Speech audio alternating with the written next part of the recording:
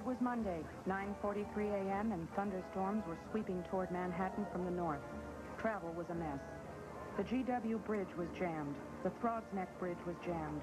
Traffic was at a standstill on the east side bridges. Dental patients on Park Avenue were complaining about their bridges. There was even a slowdown on the Lloyd bridges. I was working the day watch out of Mathnet. My partner is George Franklin. The boss is Joe Greco. My name is Tuesday. I'm a mathematician. A mathematician who has just beaten the rain.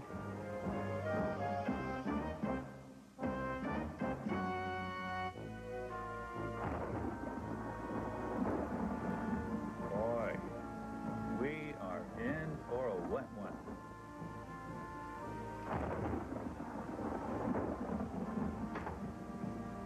Morning, Pard. Hi, Pat. Get wet? Nope, just missed it. Not by much.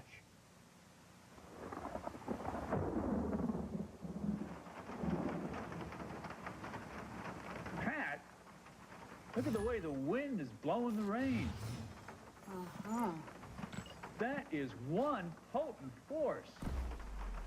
I wonder how strong the wind has to blow to make the rain change direction this much. Don't know.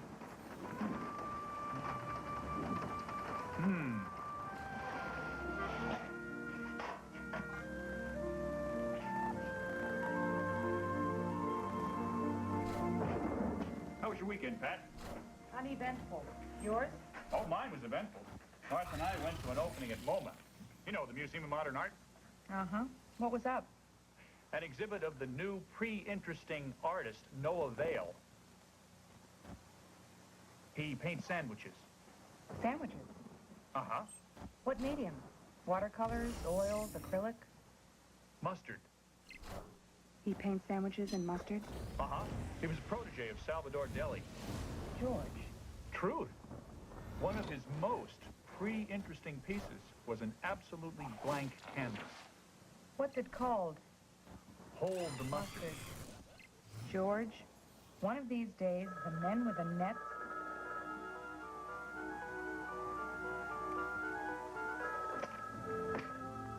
Pat Tuesday. Oh, really? Of course. Put him on, Captain Greco. Thad Green is on the phone. The chief? Uh-huh. From our old hometown, California? Pick up the phone, George. Hello, Chief Green. It's Pat. Pat, how are you? I'm just fine, sir. Thank you. Hi, Chief Green. It's George Franklin Mathnet. I went to the Museum of Modern Art this weekend. I don't care, George. I've got a job for you, too. What's up, Chief?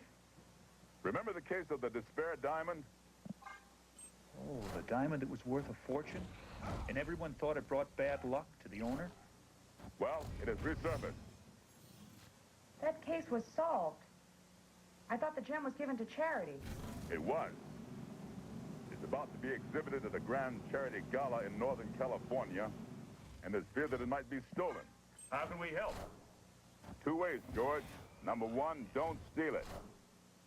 Number 2, get to Monterey, California. Make sure no one else steals it.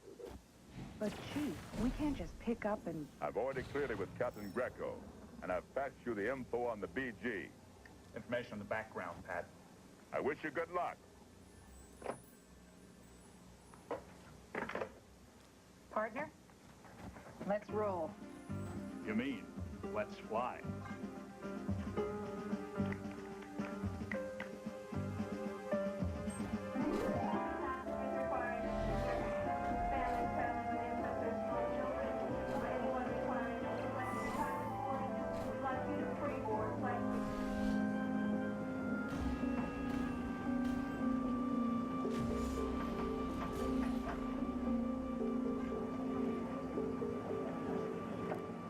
I'm getting a little concerned. Pat's usually prompt. Martha's commented on it. Well, she's my wife. Martha, not Pat. Pat's my partner. Traffic was heavy today, but I'm sure she'll make it. We're going to Monterey, California. This plane's going to San Francisco, California. Oh, sure, I know. We're going to change planes there and then continue on. This flight's scheduled to leave at noon. Uh-huh. And arrive at 2:43. That's 2 hours and 43 minutes. Of course, we're flying across 3 time zones. Uh-huh. So we're actually in the air 5 hours and 43 minutes. That's the scheduled time, and it could be longer today.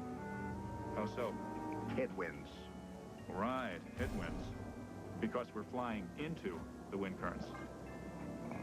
As I was told that the headwinds could reach 200 miles an hour today.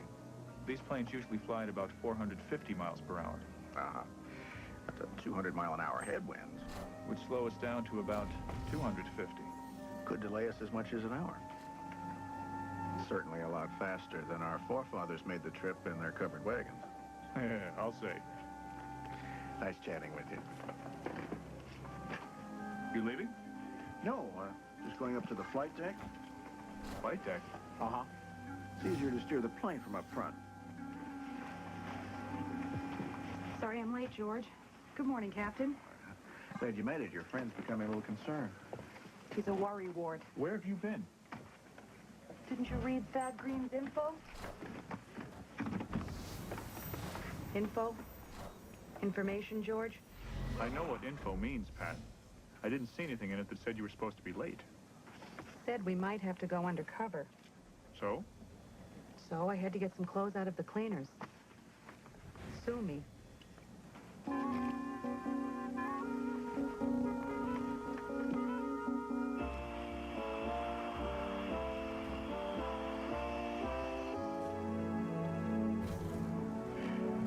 Know how long this flight is, Pat? Yes. Can't you just sit back and enjoy the flight for once? Sure. That's the way you want it to be. Of course.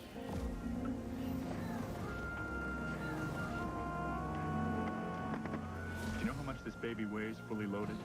Yes. So do I. Good.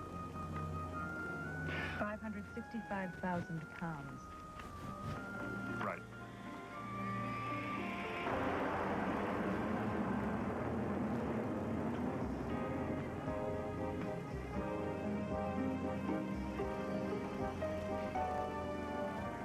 You can take that with you when you leave. It's free. What did you get from the facts from Chief Green? Well, there have been a number of jewelry heists in the area over the past few months. Right, and the chief is pretty sure who done it. Right. An international playboy named... What was it? Archie Leach. Ah, yes. Archie Leach.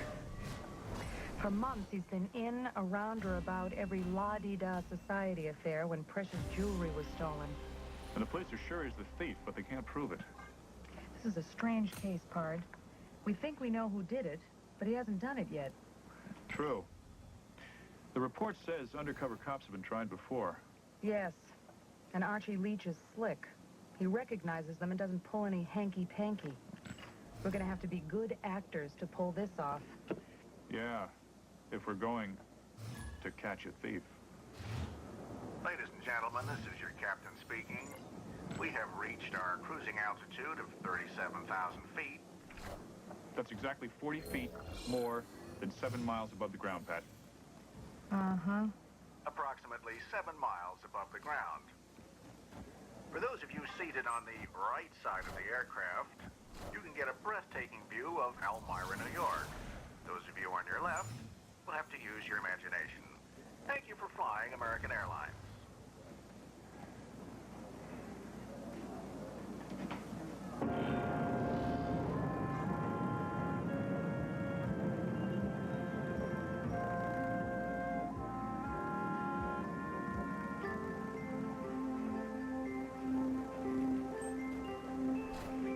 We're about to start our in-flight movie, The Fraud of the Wright Brothers, Why Man Can't Fly, starring the only man Will Rogers ever met and didn't like, Wiley Post.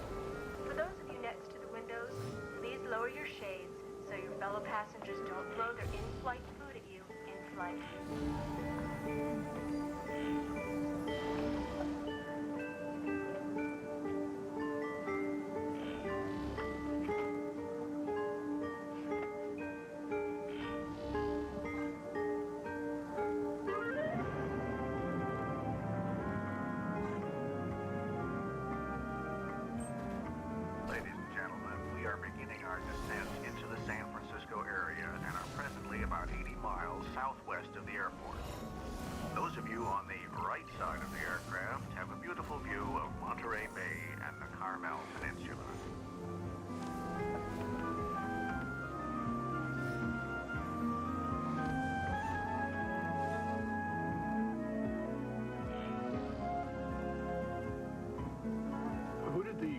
say was meeting us in Monterey, Pat?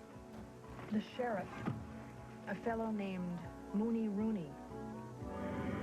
We made a quick change of planes at the San Francisco airport, and in a matter of minutes, we were landing in Monterey.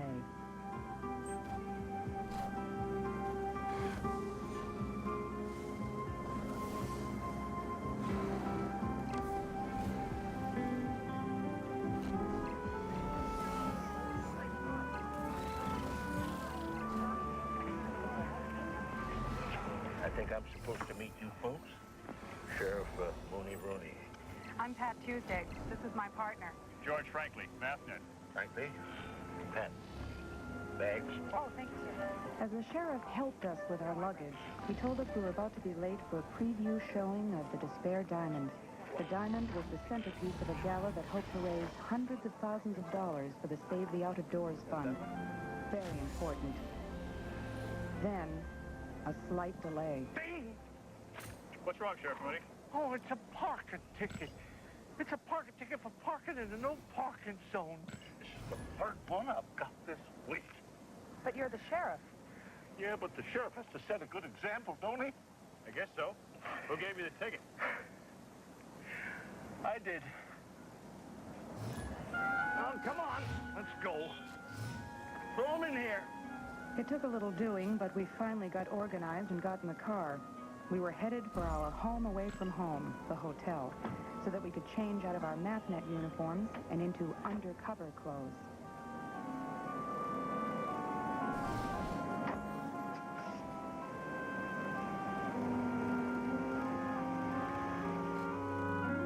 We changed as quickly as we could while the sheriff waited for us at the hotel.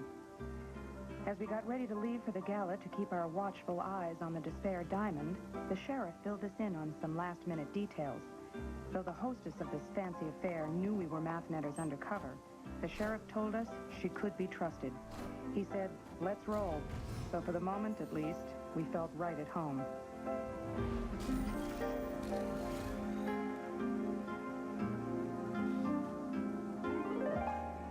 The sheriff took us to an estate on the famed 17-mile drive overlooking the Pacific Ocean. It was a very beautiful place.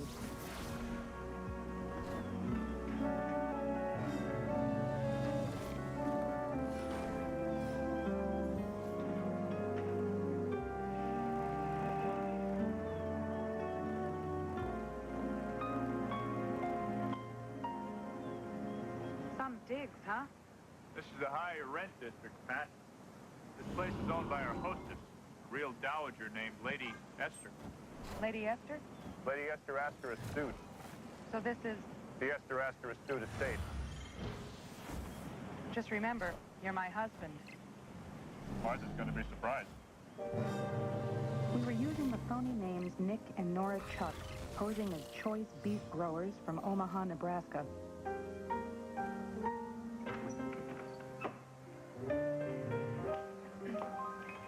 Good afternoon. Good afternoon, Whom shall I say is calling? Nick and Nora Chuck. Please follow me.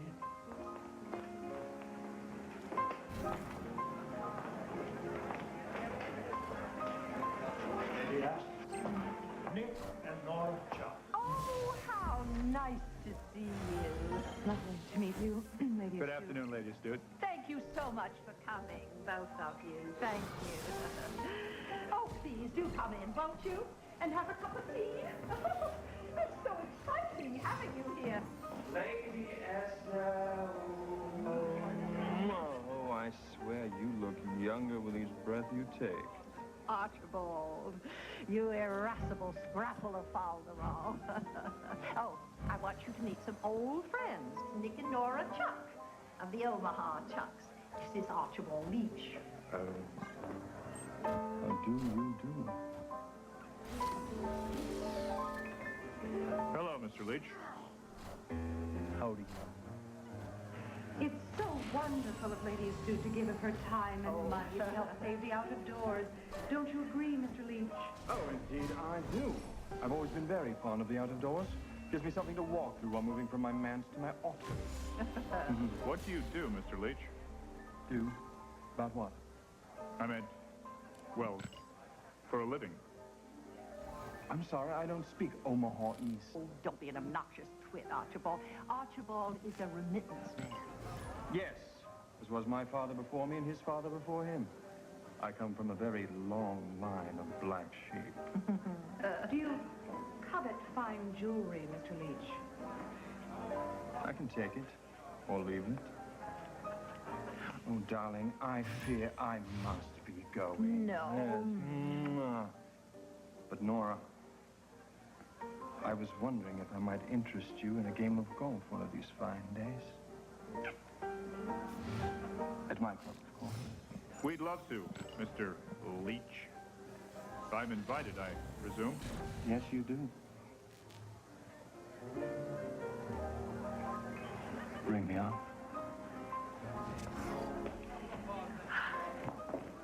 Caviar, please. Would you, get coffee? No, thank you. What is that cloth? It's like fish eggs. It's caviar, sir. Caviar on Zwieback. Zwieback? Simply everyone's on a diet. Oh, grab one, Pat. Fish eggs on shirt cardboard.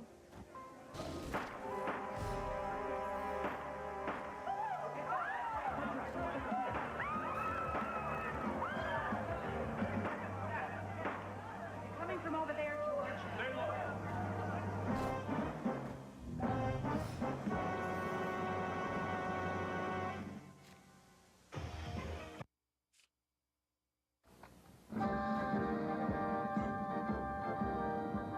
The story you are about to see is a fib, but it's short.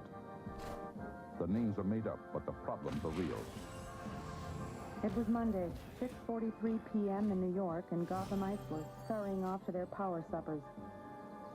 In Monterey, California, where I was, it was 3 hours earlier.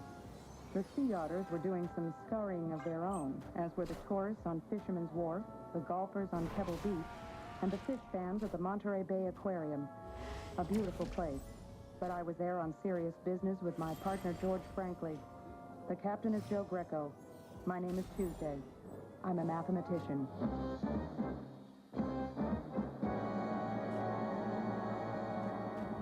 Our week got off to a rollicking start when we received a message from our California Mathnet chief. Of course. Put him on, Captain Greco. Thad Green is on the phone. It had been a while since we had spoken with our mentor, who was, as usual, all business. I went to the Museum of Modern Art this weekend. I don't care, George. I've got a job for you, too. What's up, Chief? Remember the case of the Despair Diamond? The Despair Diamond was a valuable gem which had been given to charity. It had a superstition attached to it that whoever possessed it had a lot of bad luck. We knew that was ridiculous, but a few hours later, we found ourselves on a plane bound for San Francisco, and then a short commuter flight to our destination, Monterey, California. What did you get from the facts from Chief Green? Well, there have been a number of jewelry heists in the area over the past few months. Right, and the chief is pretty sure who done it. Right. An international playboy named... What was it? Archie Leach. Ah, yes. Archie Leach. For months, he's been in, around, or about every la-di-da society affair when precious jewelry was stolen. And the police are sure he's the thief, but they can't prove it. We were met at the Monterey airport by the head of the local police, Sheriff Mooney Rooney. He drove us to our hotel, waited for us to change clothes, and dropped us off at a fashionable estate where a preview of the charity event was taking place. To avoid suspicion, we dressed as normal millionaires and sallied forth into Northern California society. Our hostess, Lady Esther Astor Astute, introduced us to the infamous suspect. Oh, I want you to meet some old friends, Nick and Nora Chuck of the Omaha Chucks. This is Archibald Leach. Archie proved to be not without charm. He was a proud ne'er-do-well who excused himself early and left the party. Hello, Mr. Leach. Oh, darling, I fear I must be going. No. Shortly thereafter,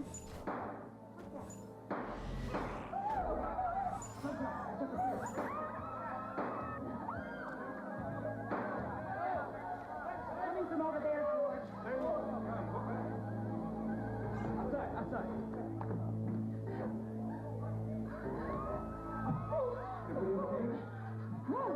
can't believe that. Sure, that was gunshot. Are you okay? Yeah. Pat, guess what? I don't want to guess, George. Why don't you just tell me? Okay, but eventually we never would have guessed. The spare diamond has been stolen.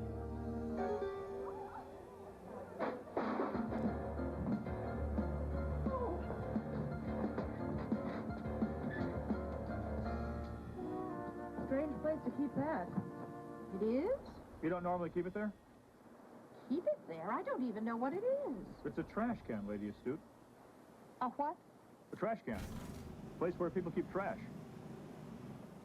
Why in heaven's name would anyone want to keep trash?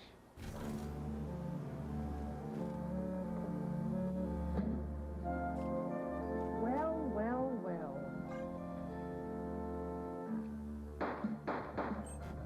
Oh, he's come back to murder us in our bed. It's just a tape recording of gunshots, Lady Astute. You know what I think? I said, you know what I think? No, what do you think? I think whoever stole the diamond is escaping, and he's doing it in a motorboat. Motorboat? Archie Leach came by motorboat. Let's get the sheriff, Rooney.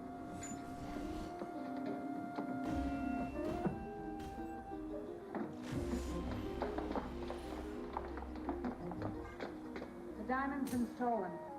Oh, no. Come on. Let's hightail it to the Coast Guard station. We haven't got much time. Right.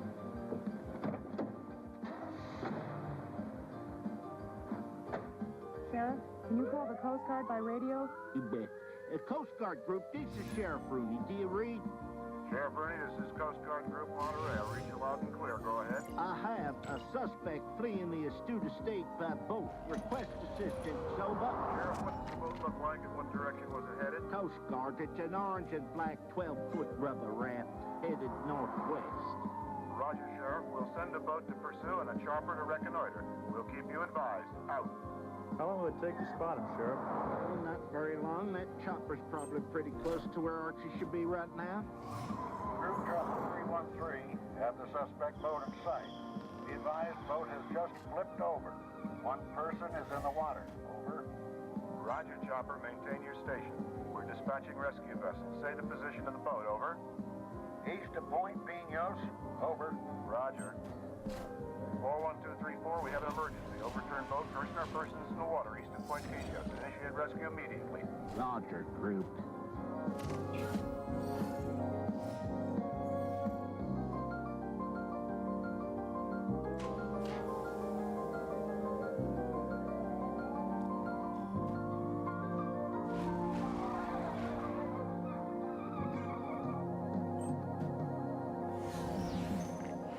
The crew of a backup boat was waiting to take us to the scene as we pulled up to the Coast Guard station. The rescue boat was already on its way.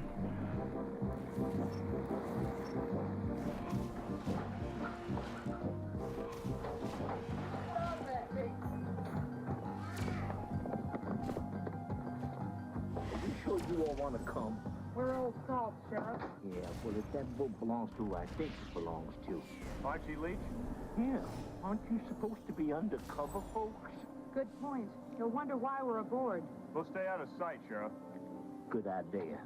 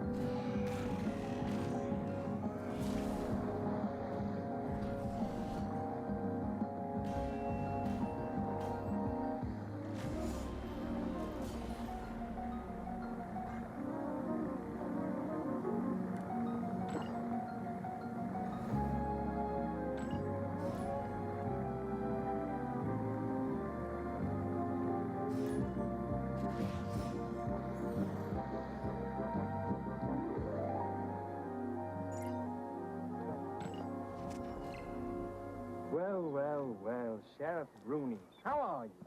Oh, I haven't seen you Since the last jewel robbery? that long, eh? Yeah, I hope you don't mind. Oh, not in the least. Be my guest. Turn around. Now you're clean. Of course I'm clean. I've been bobbing in that bay for what seems like hours.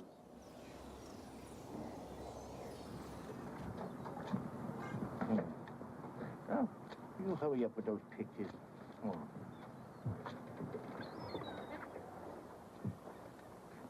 Oh. Sheriff, would you be a dear and let me use your radio? My radio? For what? I'd like to call a cab. Get one over yonder. Bon appetit. Bon appetit. Would you stop that?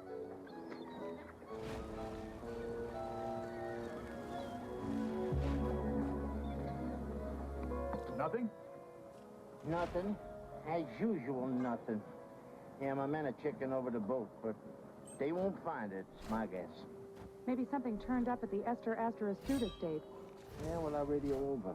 Getting about mealtime. They'll be checking everything out, including the stable. Good idea. See what the boys in the tack room will have. Yeah.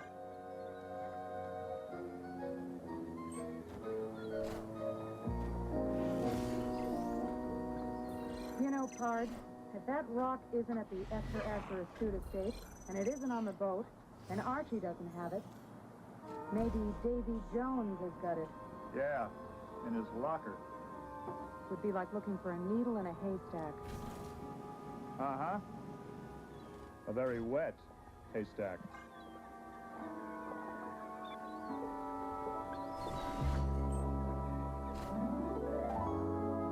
Next morning found me and my partner back on the job. Sheriff Mooney Rooney and his men found no trace of the diamond on the boat or at the Esther Astor Astute estate. The hypothesis we were working on was Archie swiped the gem during the phony gunfight, escaped by boat, and when the boat flipped, the precious diamond was lost overboard. But where? We decided to use an age-old mathematical method called triangulation in order to find the approximate location of the boat when it flipped over. George got a map of Monterey Bay, and after interviewing a number of locals, we finally found someone who saw the boat go over. Yeah, I did. It was right there. And you were standing right here on this scenic point? Uh-huh, and the boat was exactly lined up with that bell. Thank you. You've been a big help. Come on, Chrissy, we've got to go. I have to go now. George took our chart of Monterey Harbor and drew a line from the scenic point where we were standing through the bell just offshore.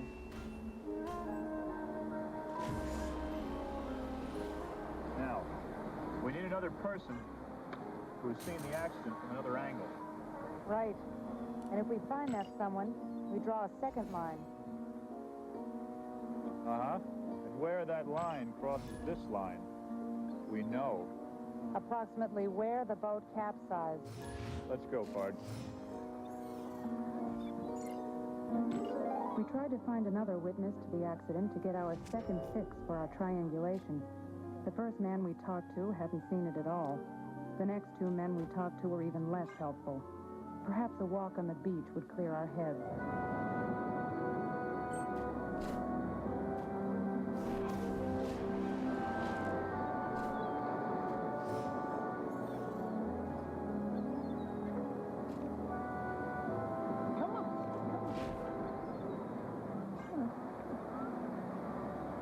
Sir. Oh, isn't it? Makes a man glad to be alive. You live around here? Oh, not far, up Chicanery Road. Oh, sure. That's near Eden Street. Just east of Eden. I'm Pat Tuesday. She means Nora Chuck. I'm Nick Chuck. Oh, I'm John Steenbeck. Gee, John Steenbeck. That name sounds familiar. Well, it should. I was in the film equipment business for years. Mr. Steenbeck, you didn't perchance see a boat flip over on the bay yesterday, did you? I wouldn't have if it hadn't been for old Jode. Old Jode? My dog, Jode. Yeah, he saw it and barked, and I looked up just as the boat was swamped over. Do you remember where you were? I mean, exactly? Oh, yes, I do indeed. We were at the lifeguard station. Jode was using it, and it was on a direct line from the end of that log through the lifeguard station out to the boat. Hey, show me.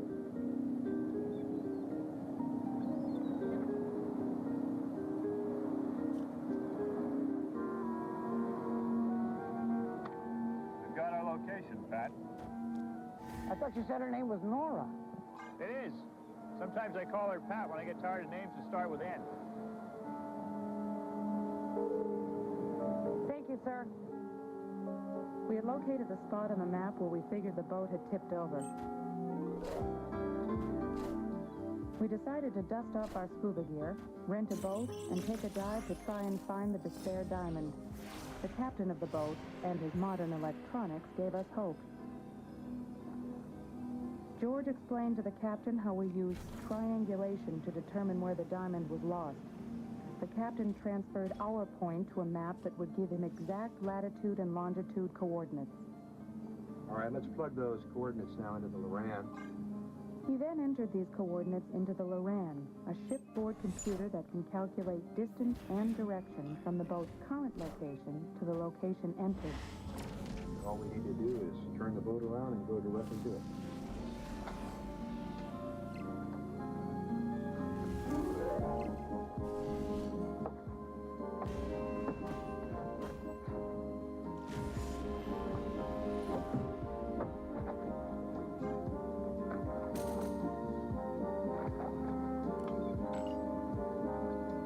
Now all we had to do was find the spot in real life.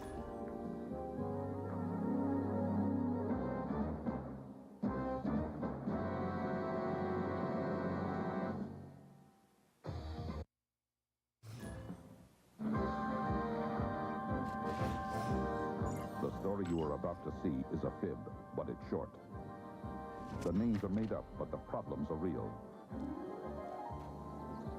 It was Tuesday, 9:43 a.m., and I watched the day dawn in magnificence along the California coastline. Sailboats were on their way out at the Monterey Harbor. People were cruising along the 17-mile drive. I was there trying to solve a crime. For the second time in Mathnet history, we were trying to find a stolen gem of great value, the Despair Diamond. My partner is George Franklin. The captain is Joe Greco. My name is Tuesday. I'm a mathematician. A mathematician on location.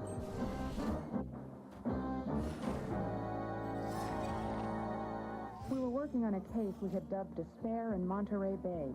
That's because a famous gem called the Despair Diamond was feared to be stolen when it was exhibited at a charity event to raise money for the Save the Out of Doors Fund. George and I found ourselves working undercover in California. The prime suspect in a number of jewel thefts in the area was a man named Archie Leach. The thief didn't wait for the Despair Diamond to be officially exhibited. He stole it from a pre-gala party. You know what I think? I said, you know what I think? No, what do you think? I think whoever stole the diamond is escaping, and he's doing it in a motorboat. Motorboat? Archie Leach came by motorboat. With local sheriff Mooney Rooney, we drove to the Coast Guard station. But on the way, monitoring the radio, we heard... Roger, Chopper. Maintain your station. We're dispatching rescue vessel. Say the position of the boat. Over. The boat had flipped and was sinking. We clambered aboard the follow-up boat the Coast Guard dispatched. Sure you all want to come? We're old salt, Sheriff. Yeah, well, if that boat belongs to who I think it belongs to. Archie Leach? Yeah, aren't you supposed to be undercover, folks? He made his point, and we stayed out of sight during the rescue operation. The sheriff searched Archie and the boat for the stolen diamond. No luck. You know, Pard, if that rock isn't at the Esther Astute estate, and it isn't on the boat, and Archie doesn't have it, maybe Davy Jones has got it. Yeah, in his locker. In order to locate the point where Archie's boat turned over, we needed some information. We needed to find two people who saw the accident from two different locations. Finally, we had some luck. And the boat is exactly lined up with that bell. Thank you. You've been a big help. Come on, Turkey, we've got to go. Oh, I have to go now. George took our chart of Monterey Harbor and drew a line from the scenic point where we were standing through the bell just offshore.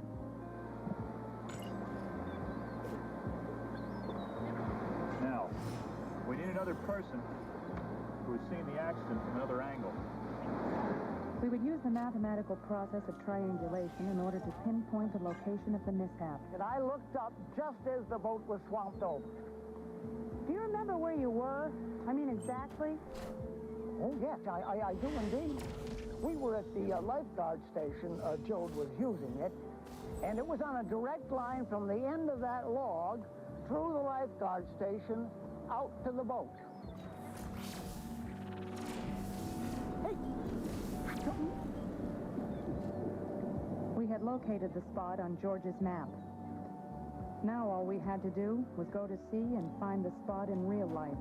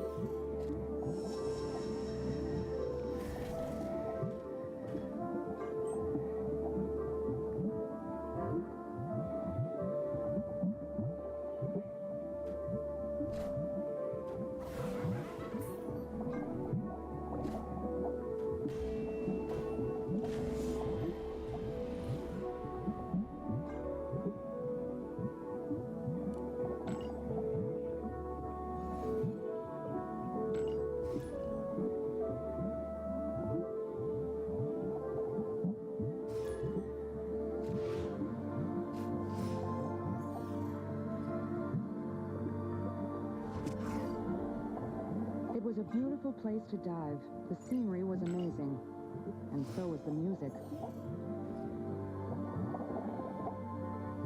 But we hadn't found a clue as to the whereabouts of the purloined gem.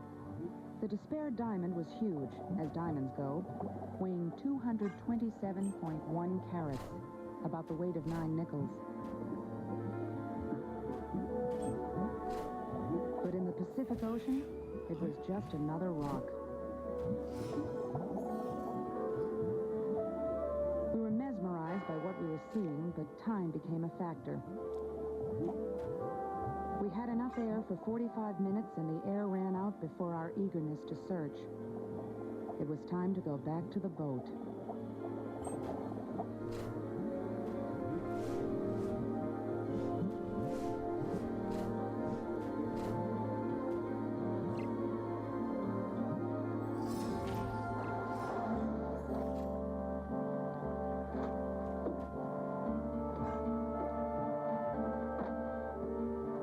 We were just catching our breath and beginning to dry off when, off our stern, we spotted Archie Leach. Apparently, he'd been diving too. Curious.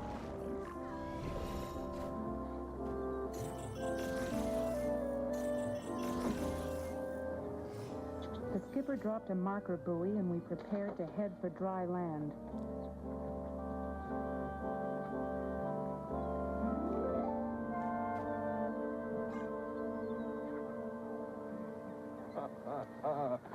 Nick and Nora Chuck, I believe. I didn't realize people from Omaha went in for scuba diving. We may not be debonair, Mr. Leach, but Midwesterners are not the clods that you may think. Oh, really? In for a bit of sport diving too, Mr. Leach? Oh, Nora, please call me Archie. My mother always called me Mr. Leach. I found it boorish. And no, actually, I was looking for something. Oh? Yes, after I left you last evening, I had a bit of a boating mishap, I fear. What a shame. Yes, yes it is. I lost a very valuable piece of jewelry overboard. What might that have been, Mr. Leach? It might have been anything. But it was a family heirloom. A wonderful gold pocket watch. In fact, You two were diving in the approximate area where the boat overturned. Well, we didn't come across it. If you're planning any future dives, please keep an eye out. Ta-ta. Oh, don't forget our outing on the links, Nora. Sure thing, Mr. Leach. I'm having a get-together this afternoon at 5. Please drop by.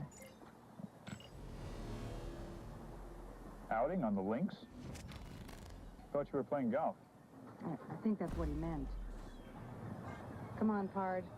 Let's get out of these wetsuits.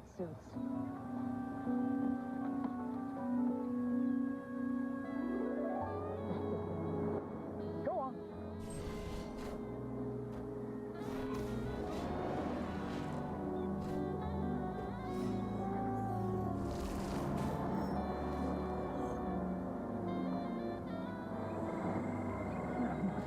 Oh, good day to you. Hello, Mr. Steenbeck. How you doing, Jude? Wasn't that the two of you I saw diving out there? Uh-huh. There are some beautiful sights out there. Oh, yes, indeed. You dive, sir? Well, I used to, but lately I've been limiting my athletic activity to playing tennis with Joe. Saves wear and tear. I've noticed old Joe doesn't plow into the waves after the tennis balls, Mr. Steenbeck. Well, he's limiting his athletic activity, too. You know, he likes to run down the shore to the point where he feels that the waves will wash up the ball. Saves wear and tear on him. Nora, that's it. It is? Come on, we got some calculating to do. Thanks, Mr. Steenbeck. You're a big help. Okay. What are you talking about? Come on. Come here. Come here. That's a good dog.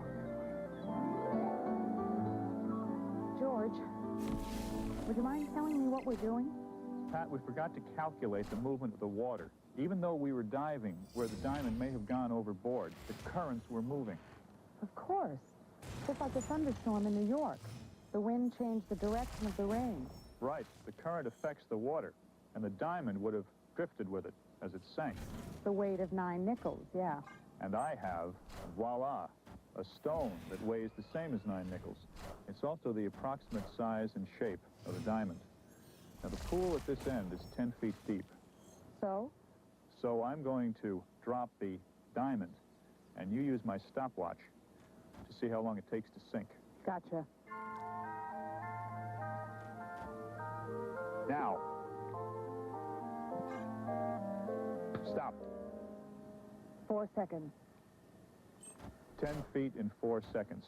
And we were in 60 feet of water, 6 times as deep. We need to multiply by 6. Assuming it fell at a constant rate.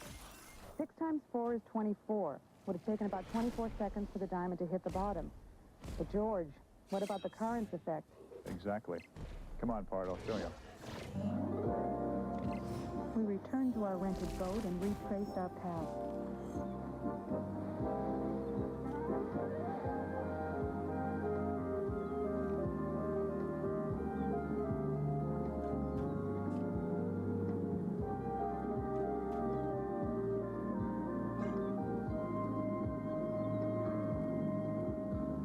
When we got to our first dive site, George dropped the tennis ball into the bay.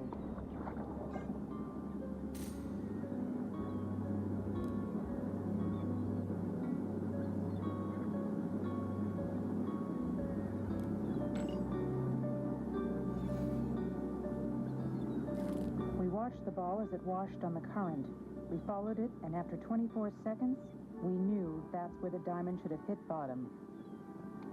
We hoped.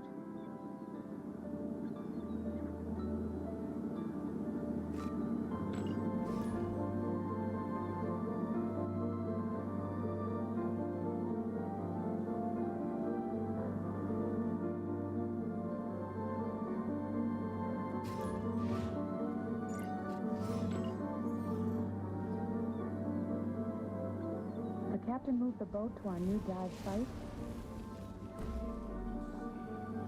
and in we went.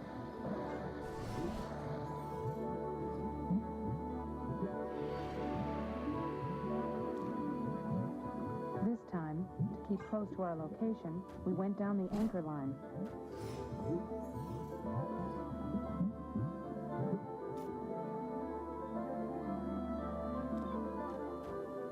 The captain was timing our dive in his boat, the Naka'oi, which means the very best in Hawaiian. We hoped this dive would be our Naka'oi, the very best, and would find the diamond.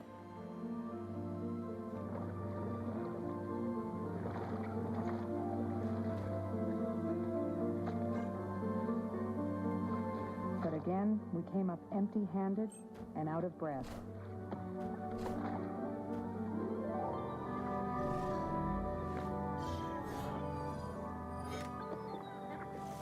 I thought this folks were sent out here to help me. We were, Sheriff. Yeah?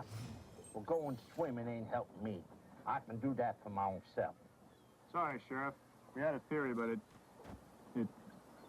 It just didn't work out. Yeah. Well, I ain't had no luck either. Sorry. I aren't had no luck either. My people, they interviewed everyone at the party, but they didn't come up with no info. What about the tape recorder? Did you trace it? Nah, it's pretty common. How common? I got one. Fingerprints on the glass case? Negatory, good buddy. There ain't no diamond in the boat. There ain't no diamond at the Esther, Astor, Astute Estate, and there ain't no diamond in the state. Although I did get the joke you pulled about see what the boys in the tack room will have last Tuesday's episode. Pat, maybe it's time to play What Do We Know? I'm out. We know the Despair diamond was stolen. We know that it was stolen during a phony gunfight on a tape recorder. A tape recorder that no one seemed to turn on. We know that the diamond hasn't reappeared. Right, Sheriff Rooney? Look, I interviewed every pawn shop and every fence in this area. Got nothing. What else do we know? Well, we know that Archie Leach copped a stone. We don't know that. We suspect it. Oh, yeah? Well, I'll shout it to the world with you. There have been 17 jewelry thefts in this area alone in the past year, and he knew every one of the victims. Aside from the fact he was the only guest to have left the party early. And the Despair diamond? Well, that just had to have left with him. Yes, Sheriff, but the evidence is purely circumstantial. Sheriff, out of curiosity, have you ever run a thorough background check on Archie? Yeah, but we didn't come up with much. See, he spent most of his time in Europe and South America. Although, he was suspected as a cat burglar once on the Riviera. He stole cats? Jewels. But that ain't never been proved. We'll have to press on. Pat, speaking of that, we have an invitation to the infamous Mr. Leach's home for high iced tea. That's right. Ta-ta, Sheriff. Ta-ta, your own self.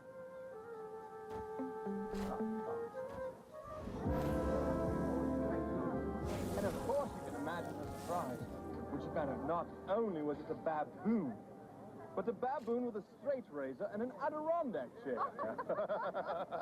Oh, Archie, you are a caution. Oh, Lady Astute, let me tell you how upset I was to hear of the robbery. Oh, thank you, dear boy. It was upsetting. Even your boat was upset. Hey, Archie? How droll. Do you know what this party needs, darlings? Well, I can't think of a thing. Music. Oh, I noticed your music system on the way in. Shall I turn it on? No need, really, old man. I'll do it.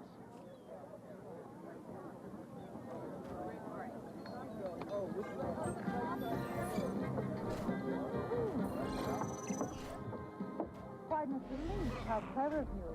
You turned the switch on from here. Yes. I'm afraid I've become somewhat of a wicked potato. well, your father was like that too, Archie. Or was he in truth, darling? Oh, yes, yes, dear. As a matter of fact, after November 1937, I don't believe I ever saw him move. Until his death, of course. When did the old gentleman pass away?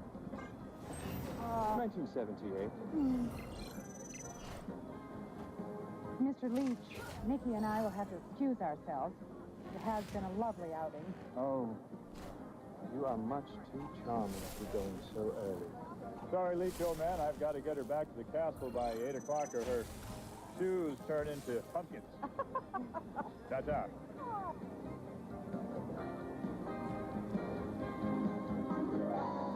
Well, Pard, at least we know how the gunfight was turned on, don't we? Yep, electronic switch and a receiver in the recorder. Pretty clever. Well.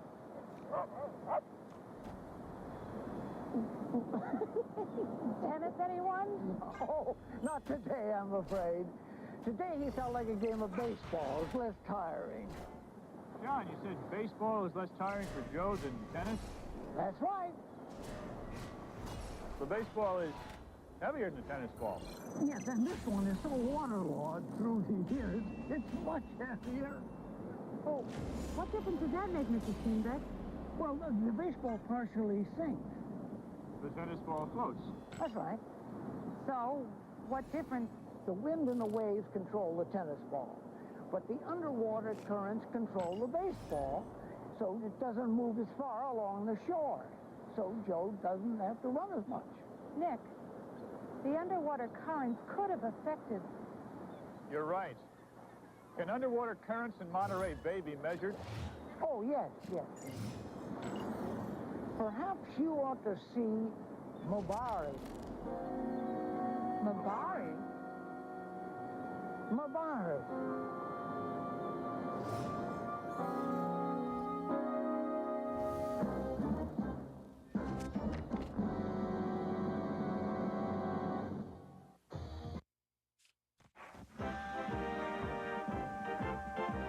The story you are about to see is a fib, but it's short. The names are made up, but the problems are real. It was Wednesday, 9:43 a.m., and the central coast of California was an exquisite combination of jagged rocks, beautiful trees, and sandy beaches. It was a shame that there wasn't time to, well, just be a tourist. But there was a crime, a jewel heist to be solved, and solved in a hurry. My partner is George Franklin. The captain is Joe Greco. My name is Tuesday. I'm a mathematician in Monterey, California.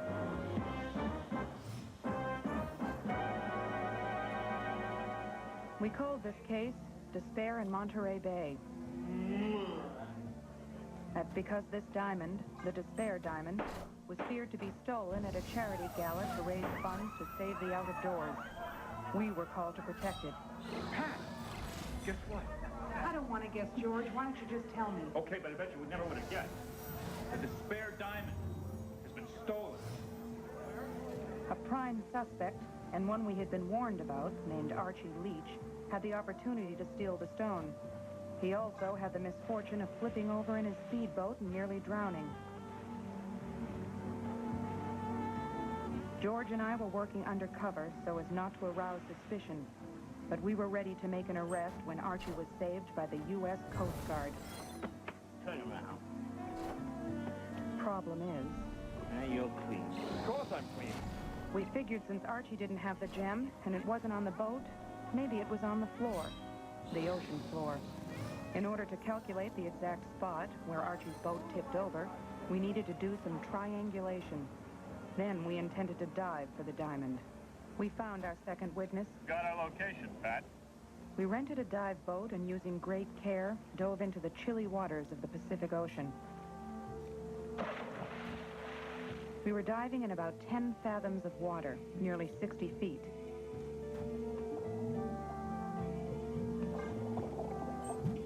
But we weren't having any luck. We decided to surface. As we walked along the beach, George had a brilliant idea. I've noticed old Joe doesn't plow into the waves after the tennis balls, Mr. Steenbeck. Well, he's limiting his athletic activity, too. You know, he likes to run down the shore to the point where he feels that the waves will wash up the ball. Saves wear and tear on him. Nora, that's it. It is? Come on, we got some calculating to do. Thanks, Mr. Steevn. George saw the effect of the waves on the tennis ball and reasoned that they would have the same effect on the diamond. We had been diving in the wrong place. Using a stone to simulate the diamond, we wanted to see how long it took to sink. Stop. 4 seconds. 10 feet in 4 seconds. And we were in 60 feet of water, 6 times as deep. We need to multiply by 6. Assuming it fell at a constant rate. 6 times 4 is 24. Would have taken about 24 seconds for the diamond to hit the bottom. But George, what about the currents effect? Exactly. Come on, Bart, I'll show you. We dropped the tennis ball in the water at our first dive site and timed it for 24 seconds. That should be about where the diamond would have hit bottom. Again we dived, and again we had no luck. Then Mr. Steenbeck's dog, Jode, gave us another idea. Only this time, Jode wasn't playing tennis. This time, he was playing baseball. John, you said baseball is less tiring for Joe than tennis? That's right. The baseball is heavier than the tennis ball. That meant that the baseball partially sank and was controlled more by the current than the wind and waves. We asked if underwater currents could be measured, and he said, Mobari. Mabari? Although we were working undercover on the Despair Diamond case, we decided to take John Steenbeck into our confidence. In turn, he introduced us to Mabari, the Monterey Bay Aquarium Research Institute.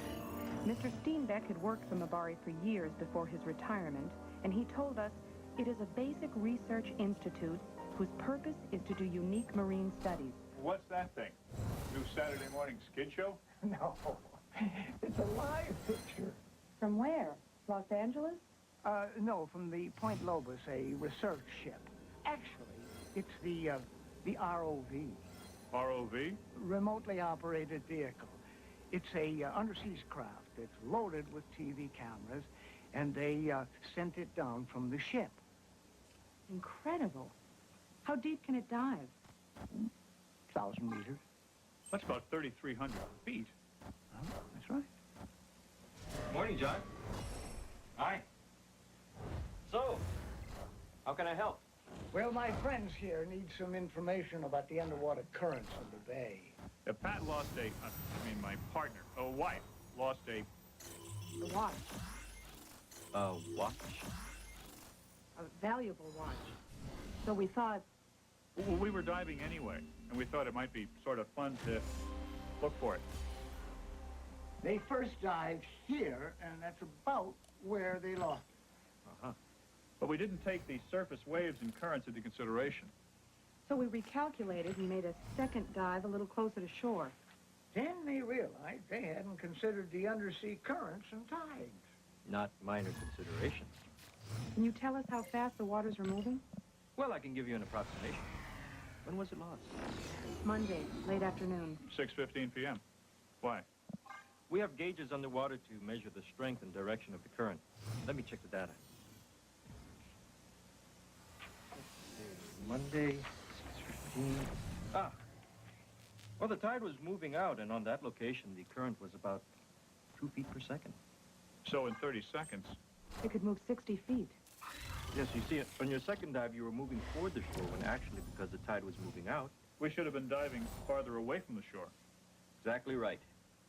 Your third dive may be a winner.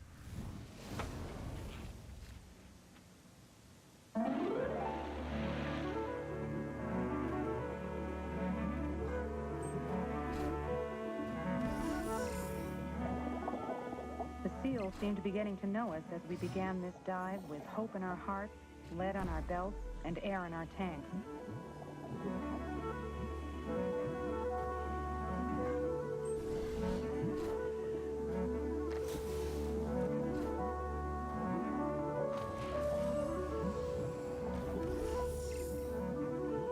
After a few minutes, Eureka, a pair of pliers with the initials AL on them. Archie Leach? Probably.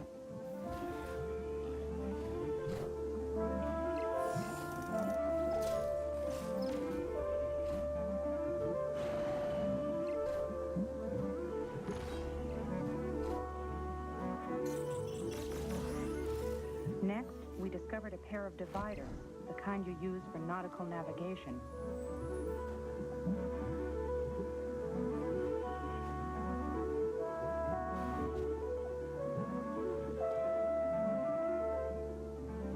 We kept moving along the line that the currents would have carried objects that had fallen out of an overturned boat.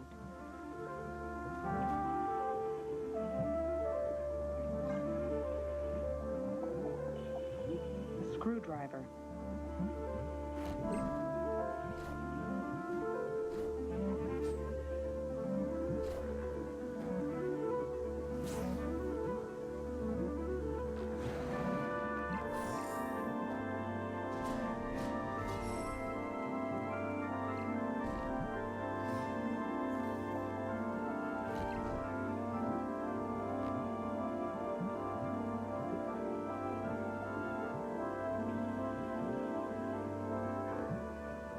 Then we spotted a pocket watch. It must have been the watch Mr. Leach reported missing.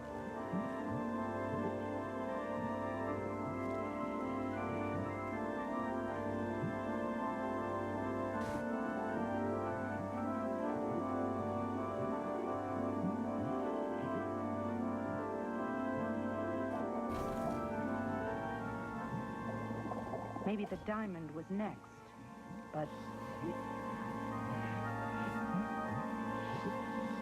it was too deep for us to dive, and we were just about out of air. So up we went to the surface.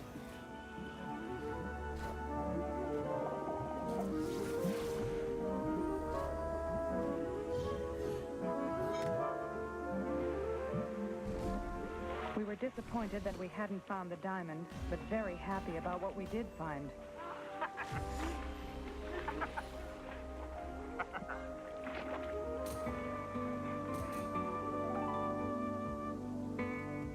We returned to our hotel with our treasures, which we found on a neat little line, or as neat a line as you'll find on the ocean floor. George checked the average times it took them to sink in the pool. The pliers were heaviest, Pat. Right. So they reached bottom first. Uh-huh. Then we found the dividers and a screwdriver. Uh-huh. The weight and the shape of the stuff determine how long it takes to reach bottom. The longer it takes, the more it drifts because of the currents. Right. And here's where we found the pliers, the dividers, the screwdriver, and the watch. The watch took 5 seconds to sink 10 feet in the pool. How long did it take the simulated diamond to sink? 4 seconds. The spare diamond should have been... Right here, between the screwdriver and the watch. But it wasn't. We could have just missed it. Sure, it's possible. We may have to dive again. Oh, my brain is waterlogged. Telephone call for Mr. or Mrs. Chuck. Call for Nick or Nora Chuck. That's for us, George. What's for us? Phone call for the Omaha Chuck.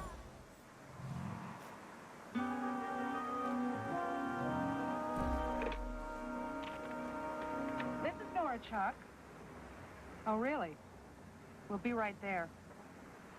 John Steenbeck says he has something to tell us that might interest us, but he doesn't want to mention it over the phone.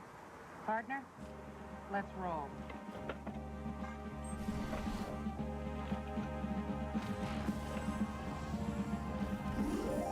Are you sure he wanted to meet us here? That's what he said. Hi, Mathnetters. Hello, John. George? This is a great place. Yes, well, this is the Monterey Bay Aquarium, one of the largest in the nation. Really? Jode and I come here often. It's huge. Yeah, 3 stories tall, holds 335,000 gallons of ocean water. Wow. This aquarium has more than 300 species of a marine life. That's all fascinating, Mr. Steenbeck, but... But that's not why I called you. What you got is better than this? Perhaps. When you were diving today, Yes? I observed something. Archibald Leach was watching you through binoculars. We've come across him before, John. I don't think he's on to us. Huh? I just thought you ought to know. We appreciate that, John. Okay. Thanks. Oh, wait a minute. Wait a minute. Something else.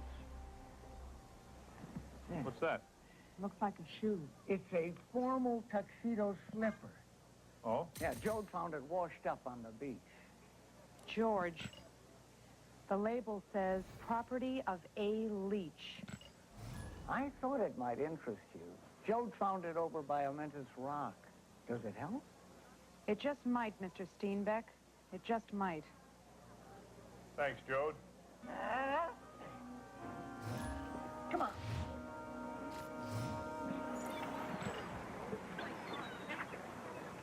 Well, so long, you two. Thanks, John. Thank See you you later. so much, John.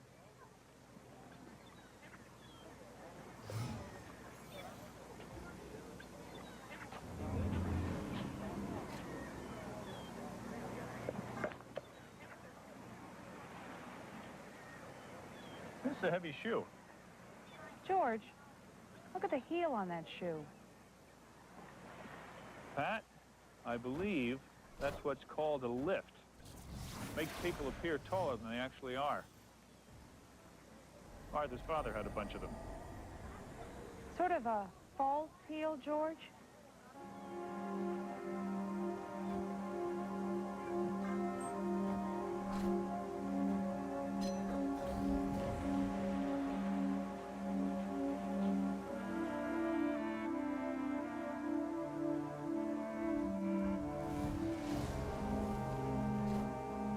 It's hollow. And the diamond. Isn't there. Maybe it's in the other shoe. Did he lose both shoes when the boat flipped? I can't remember. How can we find out? The United States Coast Guard. Come on, George.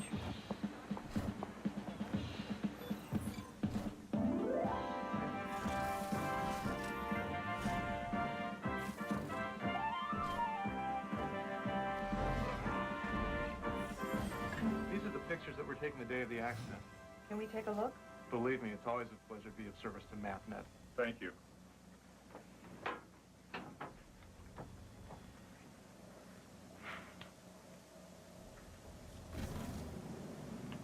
George, look. The other shoe is dropped. And I'll bet the despaired diamond is right here. And the heel's heel. We've got to check it out.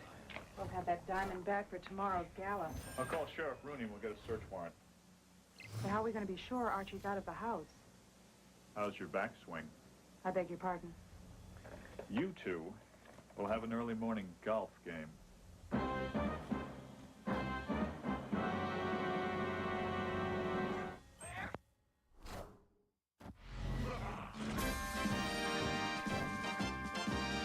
The story you are about to see is a fib, but it's short.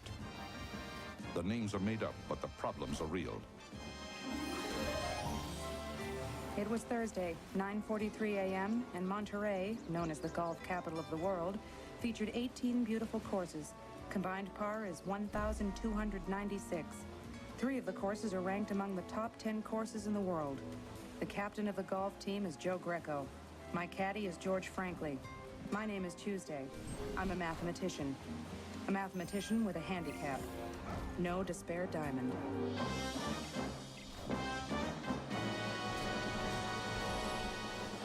George and I have been working in Monterey, California, trying to protect a valuable gem from being stolen. Wouldn't you know, the first day on the job. The despair diamond has been stolen. A prime suspect disappointed us. Archie Leach was the likely culprit, but he didn't have the gem, nor was it found on the boat he flipped over on his exit from the party. We assumed it had sunk. We decided to dive for the stone, but we needed more information. Now you're clean. In order to find exactly where the boat flipped over, we used a mathematical process called triangulation. George got a map of the bay, and we found 2 witnesses who saw the boating mishap from 2 different locations. We transferred the data to the navigational device called a Loran and went to sea. We dove but had no luck. Based on new thinking that involved taking both surface and underwater currents into account, we made more dives. On the last dive, we found equipment from Archie's boat, but no diamond. Pliers were heaviest, Pat. Right. So they reach bottom first. Uh-huh. Then we found the dividers and the screwdriver. Aha. The weight and the shape of the stuff determine how long it takes to reach bottom. The longer it takes, the more it drifts because of the currents. Right. And here's where we found the pliers, the dividers, the screwdriver, and the watch. The watch took 5 seconds to sink 10 feet in the pool. How long did it take the simulated diamond to sink? 4 seconds. The spare diamond should have been... Right here, between the screwdriver and the watch. But it wasn't. Then John Steenbeck called us and said... It's a formal tuxedo slipper. Oh? Yeah, Jode found it washed up on the beach. George, the label says property of A. Leach. I thought it might interest you. It did interest us, and so did the fact that the shoe had a false heel. It didn't contain the diamond, but maybe the other one did. We decided to check it out.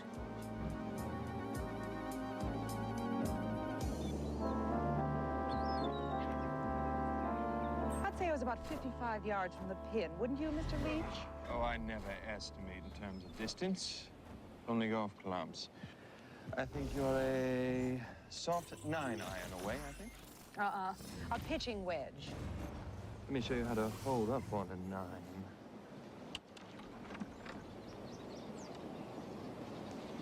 Now, don't pull back all the way. And when you follow through. I think when I said pitching wedge, you misunderstood.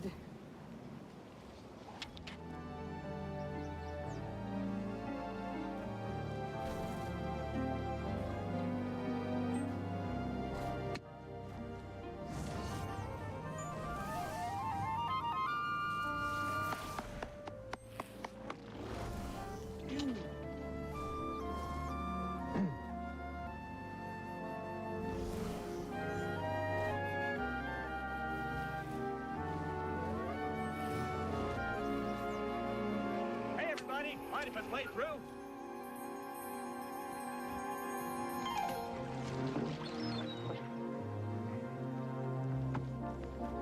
Hit any lucky shots today, Nora? Not a one, Nicky. How about you? No luck at all. Nice of you to join us, Mr. Chuck. I'll just take a par for the first 16 holes, drop a ball at 3 here, and play into the clubhouse. Oh, Mr. Leach, I almost forgot. I found your shoe the other day, washed up on shore. Thought you might like it back.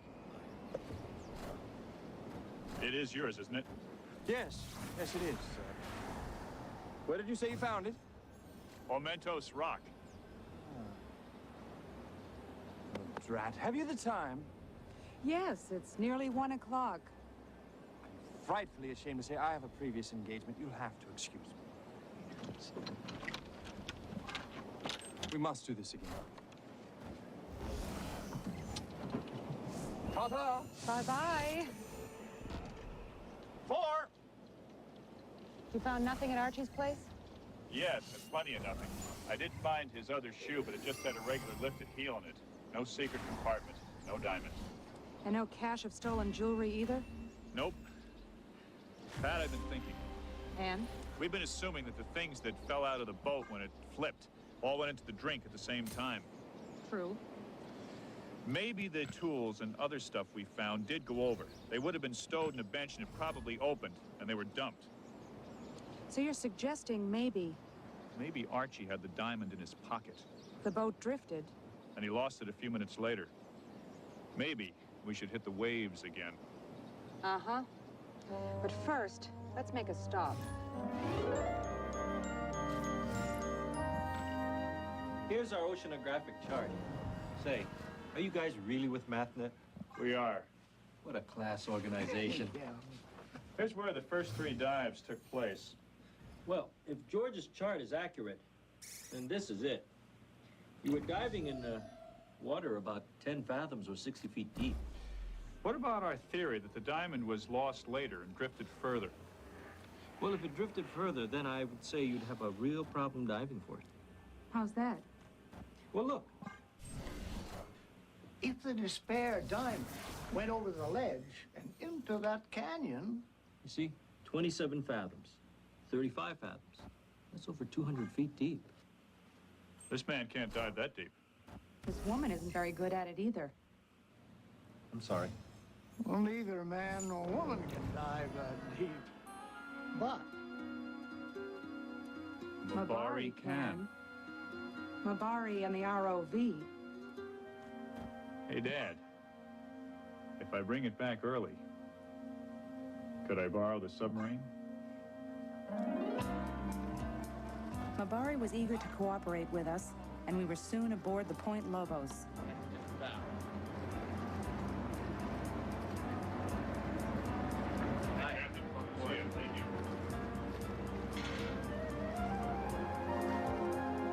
Before long, we were slicing neatly through the waves to our next undersea adventure.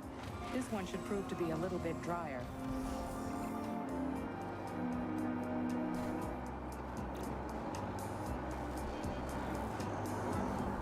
The waters were calm as we left the harbor, but when we got out on the ocean, it was very rough indeed.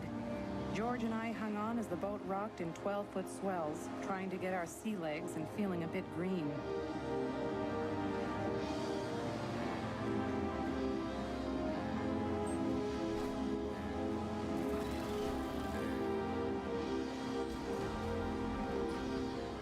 We made our way below deck, where we could watch the television monitors as the Mabari crew deployed the ROV, their unmanned submarine.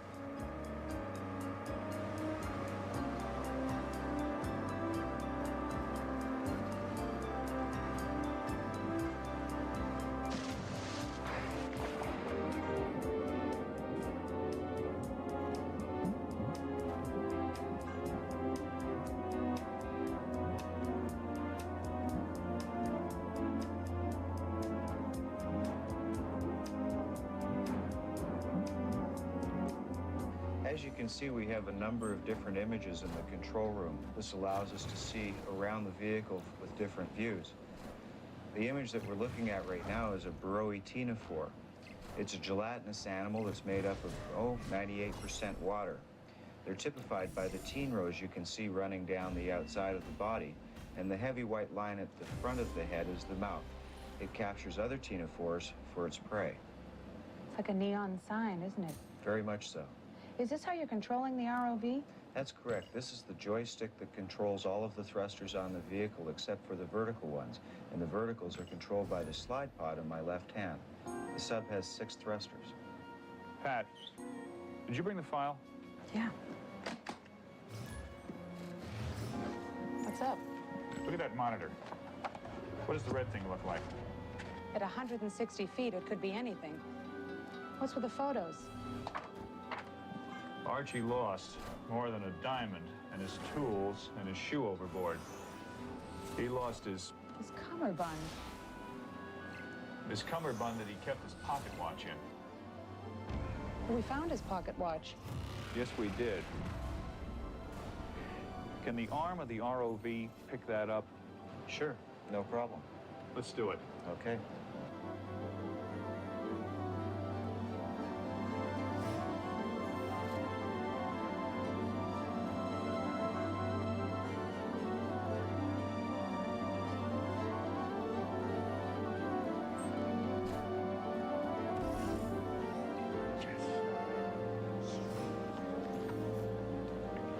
Let's go upstairs, Pat.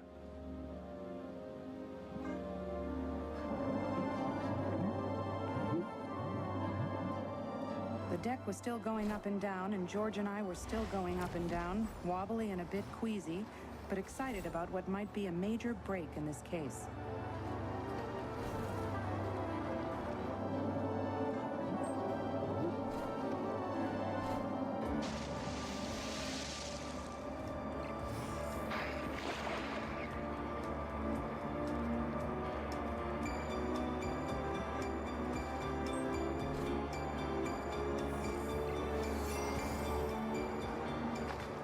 Was Archie's cummerbund, well, we'd know soon.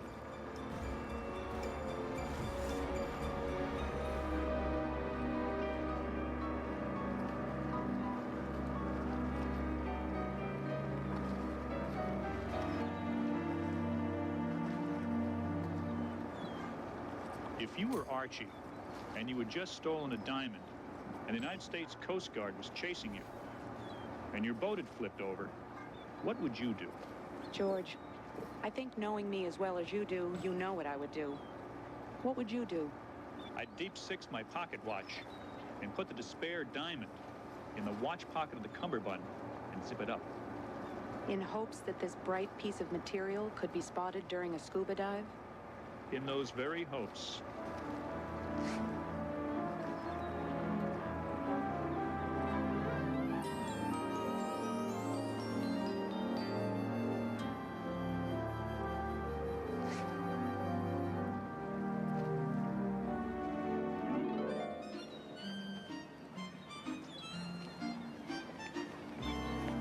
I'd find you eventually, Slaggage.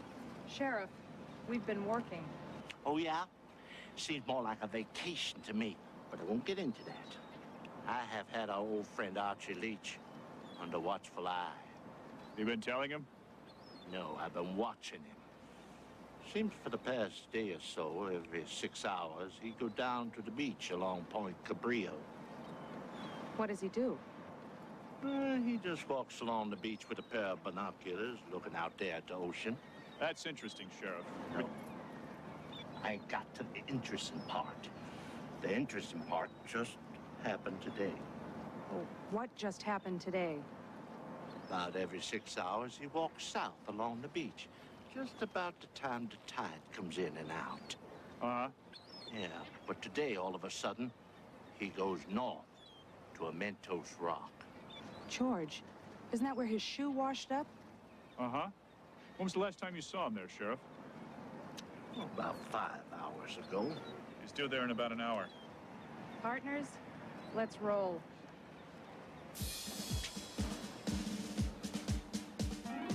We and the cummerbund got to Omentos Rock in a matter of minutes. We prepared a little surprise for Archie Leach and waited.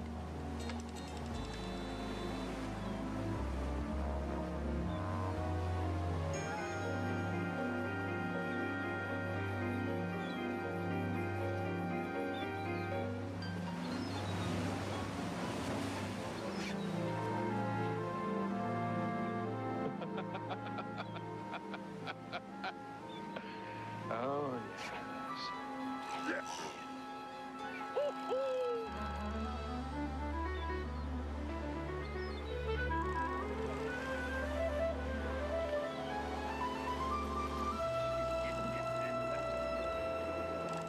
Anything to say, Mr. Leach? Yes. Looks like you caught me. Put him in the car.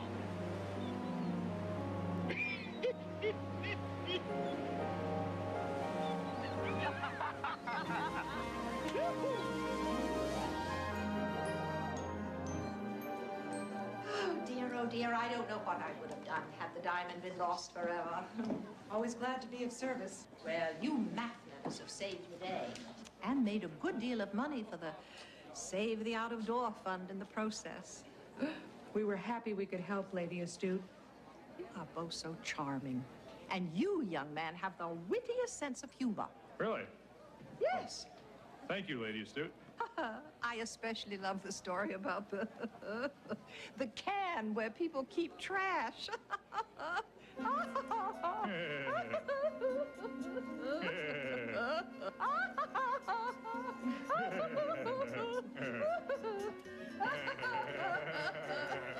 Archibald Leach confessed to a 487 PC grand theft and was tried and convicted in Monterey County in and for the state of California. He is presently spending a great deal of time away from fashionable parties.